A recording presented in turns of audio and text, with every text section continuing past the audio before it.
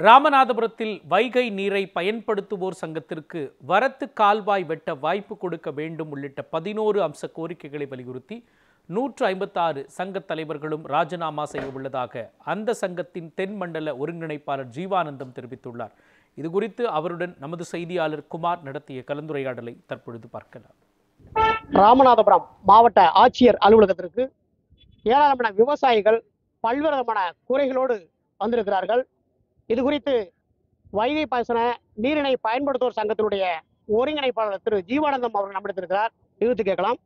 ஐயா வணக்கம். எதுக்காக மாவட்ட ஆட்சியர் அலுவலகத்துக்கு வந்துருங்க? உங்களுடைய கோரிக்கைகள் என்ன?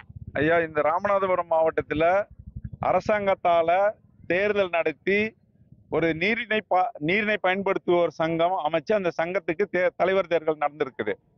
ஆனா 2 வருஷமா ராமநாதபுரம் மாவட்டத்தில் 2 வருஷமா தலைவர்கள் இருக்காங்க. எந்தவித பணியும் அவங்களுக்கு ஒதுக்கல. அதனால என்ன நடக்குதுன்னா, இப்போ வரத்து கால்வாயை வெட்ட முடியல, மடைகளை சீரமைக்க முடியல, கண்மாயை தூர்வார முடியல, இந்த மாதிரி பல பிரச்சனைகள் இருக்குது. அதனால இந்த கண்மாய் தலைவர்களுக்கு போதிய நிதி ஒதுக்கி அவங்களுக்கு அந்த வேலையை அவங்கள செய்ய வைக்கிறதுக்காக நாங்க கேட்டு வந்திருக்கிறோம். இங்க அது போக வைகை அணைய கட்டி 65 வருஷம் ஆகியும் தூர் வராம கிடக்குது. 20 அடி களிமண்ல 20 அடி தடிமண்ல களிமண் தேங்கி இருக்குது. இந்த களிமண்ணை அகற்றினா 1 டிஎம்சி தண்ணி கூடுதலாக தேக்கி வைக்க முடியும். அதை உடனடியா இந்த வருஷம் தண்ணி 40 அடிக்கு கீழே வரும்போது அந்த தூர்வாடுற வேலையா ஆரம்பிக்கணும்னு நாங்க மனு கொடுத்திருக்கிறோம். 2வது, காவிரி கிருதுமால் வைகை குண்டாறு இணைப்பு திட்டத்துக்கு கடந்த 5 வருஷமா போதிய நிதி ஒதுக்காம பணிகள் எல்லாம் தொய்வடைந்து இப்ப எந்த வேலையும் நடக்காம இருக்குது.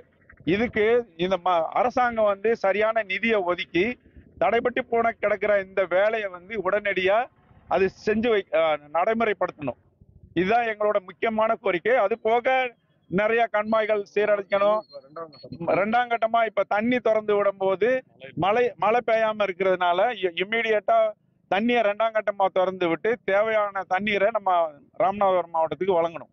அதனால எந்த வேலை வந்தாலும், எங்க கம்மாய்க்கு எந்த விதமான வேலைகள் வந்தாலும் இந்த நீரினை பயன்படுத்துவோர் சங்கத்துக்கு அந்த வேலையை கொடுத்து செய்ய சொல்லணும்.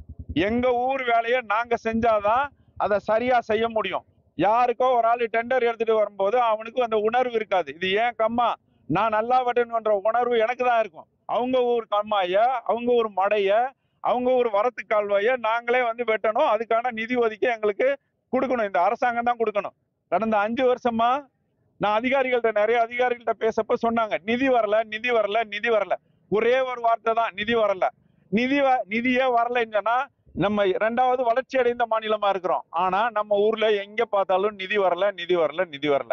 எந்த விதமான கண்மாயும் வெட்டப்படல, வரத்து கால்வாயும் வெட்டப்படல, கண்மாய் தூர் வரல, மடைகளை ஒழுங்கு செய்ய முடியல. எங்களால பல கோரிக்கைகள் இருக்கு. எங்களுக்கு இன்னைக்கு 11 கோரிக்கைகளை வலியுறுத்தி நாங்க மாவட்ட ஆட்சித்தலைவரை பார்க்கறதுக்காக வந்திருக்கிறோம். மாவட்ட ஆட்சியர் அலுவலகத்திலிருந்து குமார், நீசவன் தமிழ், ராமநாதபுரம்.